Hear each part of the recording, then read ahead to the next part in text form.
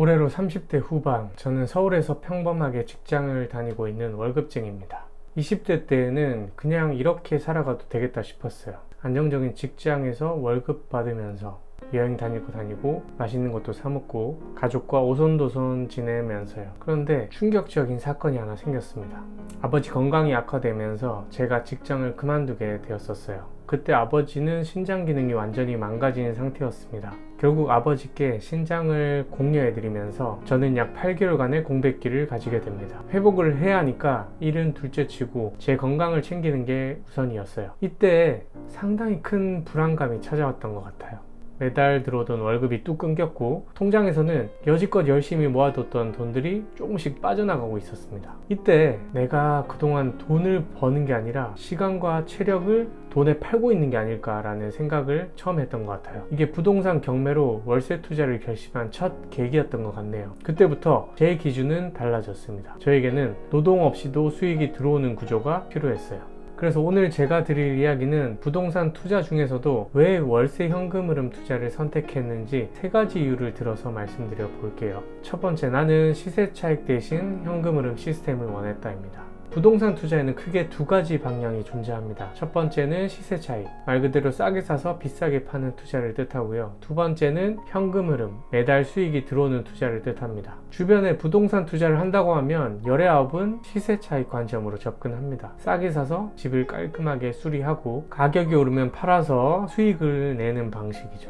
갭 투자라고도 표현을 하는데요. 보통 시세 차익은 단기간에도 큰 수익을 가져다 줍니다. 그렇게 수익을 만들어서 조금 더 덩치 큰 물건으로 갈아타는 방식으로 많이들 하죠. 그런데 저는 시세 차익보다 매달 들어오는 수입에 초점을 맞췄습니다. 부동산으로 단기간에 큰 수익을 내서 부자가 되어야겠다는 생각보다 월급이 줄거나 끊겼을 때를 대비한 안전장치로서의 고정적인 현금 흐름이 필요했으니까요. 그래서 저는 부동산 경매 투자를 시작했습니다. 첫 낙찰을 받았던 물건은 서울 강서구에 있는 빌라였는데 총 투자금이 1,000만원 가량 들어간 상태에서 월세는 55만원, 대출 원리금으로 빠져나가는 원금과 이자를 합하면 총 18만원이었어요. 순수익을 계산해보면 약 37만원이 남게 되는데요. 1년으로 계산해보면 총 수익금은 444만원입니다. 누군가는 이 금액이 상당히 작게 느껴질 수도 있습니다. 알바만 해도 이 돈은 금방 벌겠다 라고 생각이 들 수도 있고요. 이 작은 돈이 크게 의미가 있나? 라는 생각을 할 수도 있어요. 하지만 우리가 확실히 구별해야 할 점은 노동으로 벌어들이는 수익과 자동으로 매달 꽂히는 수입은 상당히 큰 차이가 있습니다. 우리가 월급으로 받는 돈은 회사라는 큰 시스템 속에서 일정 시간, 일정 노동, 성과로 만들어지는 결과물입니다. 다만 월세 수익은 기본적인 시스템만 갖춰두면 일정한 노동과 시간 투여 없이 자동 발생되는 돈인 거죠. 우리가 그토록 퇴사를 정말 원하지 잖아요. 그런데 그 퇴사를 하기 위해서는 내가 일하지 않아도 들어오는 자동소득 시스템을 만들어 둘 필요가 있어요. 이렇게 저는 현재 실거주지 포함 총 7채의 부동산을 보유 중이고 5채에서 나오는 월세는 289만원입니다. 이 수익은 제가 출근하든 몸이 아파서 일을 못하든 여행을 가든 변함없이 다달이 들어와요. 이처럼 내가 부재해도 돈이 돌아가는 시스템, 그게 진짜 저에게 큰 자산인 걸 현금 흐름 투자를 통해 느꼈습니다. 두 번째는 소액으로도 수익률 높은 구조를 만들 수 있다입니다. 흔히들 부동산 투자는 자본금이 커야 할 수 있다고 생각해요. 하지만 이것도 케이스 바이 케이스입니다. 저는 실제로 다음과 같은 조건으로 투자를 하고 있어요. 초기 투자금 1,000만원에서 약 3,000만원, 시세 대비 저렴하게 낙찰, 수익률 최소 20% 이상. 제 사례로 말씀드려 볼게요. 낙찰 부동산 중 하나는 서울 A지역 빌라 낙찰가 7,500만원에 수리 등기비 모두 합쳐서 총 300만원이 들었고 대출 5천만원 실행하였습니다. 여기에 원금과 이자는 총 18만원이 빠져나가고요. 그리고 보증금 1,000만원에 월세 55만원에 세팅을 하였습니다. 따지고 보니까 총 투자금이 1,800만원이 들었고요. 현재 매월 38만원의 순수익, 연수익률은 약 24%입니다. 거기에 서울 대지집은 8평 이상을 확보하였고 경매로 싸게 매입하였기에 시세 방어도 할 수 있습니다. 저는 월세도 받지만 장기적인 관점에서는 내 땅을 서울과 수도권에 조금 조금씩 늘려간다는 느낌으로도 접근하고 있어요.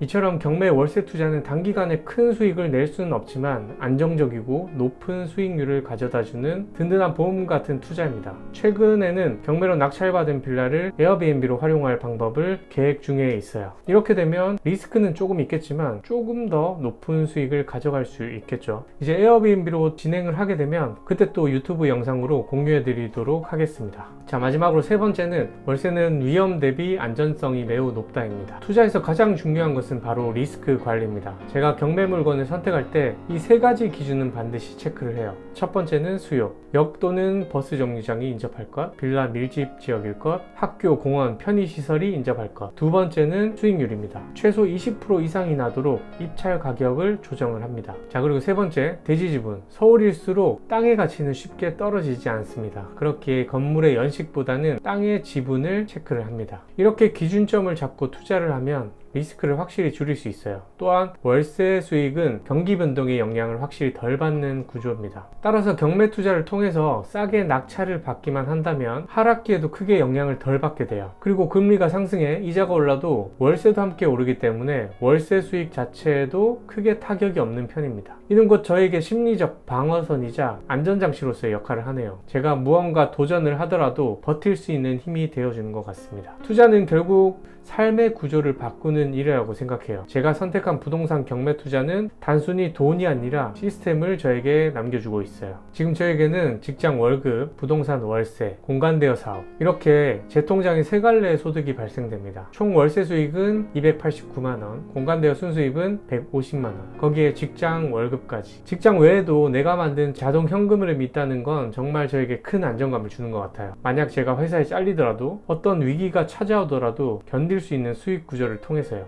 이것이 바로 직장인이면서 경제적 여유를 만들어가는 제 전략이자 현금 흐름형 월세를 투자하는 이유이기도 합니다. 네, 오늘은 제가 이렇게 부동산 경매 투자를 하면서 대다수가 하고 있는 시세 차익이 아닌 월세 투자를 하는 이유에 대해서 한번 제 사례를 통해서 이야기를 해봤는데요. 여러분들께서도 단순히 월급에만 의존하지 마시고 여러분만의 파이프라인을 조금씩 만들어 가셨으면 좋겠습니다. 오늘 제가 드릴 말씀은 여기까지고요. 이상 날마다 조금씩 더 성장해 나가는 석세스였습니다. 감사합니다.